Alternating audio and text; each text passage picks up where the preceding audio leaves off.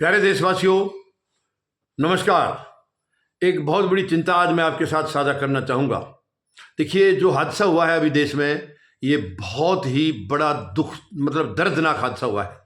इतना बड़ा पर्व चल रहा था महाकुंभ का, इतनी शांति से सारी बातें ठीक ठाक था, लेकिन अचानक से 28 और 29 जनवरी की रात को जो हादसा हुआ है, हमने कितने अपनों को खो दिया है। ये सच में ये दर्द हम कभी भुला नहीं पाएंगे। लेकिन फिर भी मैं इसमें एक चीज जरूर कहना चाहूंगा। एक शुक्र परमात्मा की कृपा से जरूर रहा है। बहुत मौतें हुई हैं, बहुत परिवार बर्बाद हो गए हैं, इससे ज्यादा दुखद कुछ नहीं है, ये इसमें कोई दो राय नहीं। लेकिन एक फर्क, यानी इन्होंने अनाउंस कर दिया था सरकार ने कि इसमें कोई मुस्लिम नहीं आएगा, इस आयोजन में मुस्लिम कोई नहीं आएगा। तो मैं समझता हूं शायद उन मुस्लिम भाइयों के लिए अच्छा ही हुआ है जो कि सरकार ने बैन लगा दिया था। वरना अगर मुस्लिम वहां होते तो अब तक इस हादसे का, अब तक तो ये कहा प्रशासन ने हमारी गलती नहीं है, जनता की गलती है, अपने आप का मतलब पल्ला झाड़ लिया, जनता को ही दोषी, जनता के परिवार उजड़ गए हैं और दोषी भी वो जनता ही है।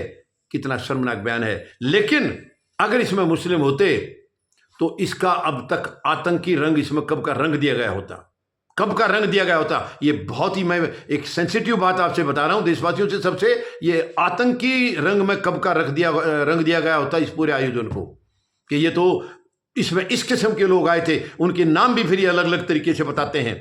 वो लोग आगे थे और उन्होंने ये घटना की है, ये सारा कांड उनका किया हुआ है।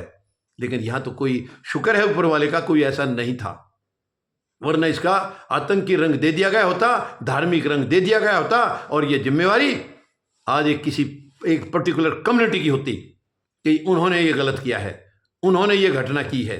उनको, यानी ये साफ साफ तौर पर बताया जाता कि ये हिंदुओं से इनको नफरत है, हिंदुओं से नफरत है मुस्लिमों को, और इसलिए उन्होंने ये घटना की है। मैं साफ खोल के बता देता हूं आपको, ये रंग दिया जाना था।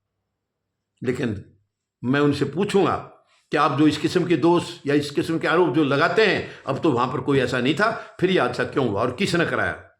प्रशासन ने तो बोल दिया नहीं है, हमने तो किया ही नहीं, हमारी तो गलती है ही नहीं, हमने तो अपनी जिम्मेवारी को बखूबी निभाया, प्रशासन कह रहा है। तो आखिर में जिनको चोटें लगी हैं या जिनको दर्द मिला है, जिसको ये यानी इतना बड़ा मातम जिनको झेलना पड़ा है, वो खुद ही कसूरवार भी ठहरा दिए गए।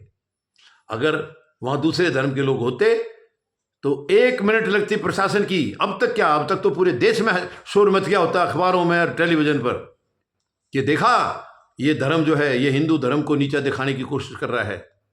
ये इनके ऊपर एक और बहुत बड़ा कलंक हाथ लगा दिया होता इस सरकार ने, कोई शक नहीं है। लेकिन ऊपर वाले की कृपा है कि इन लोगों ने पहले उनके ऊपर बैन लगा दिया, यानी वहां पर आने से मना कर दिया गया था, तो वो बच गए हैं। एक बहुत बड़ी एक दुर्घटना जो उनके साथ होती, उससे बच गए हैं। दुर्घटना मतलब ये जो आरोप जो उनके ऊपर लगते।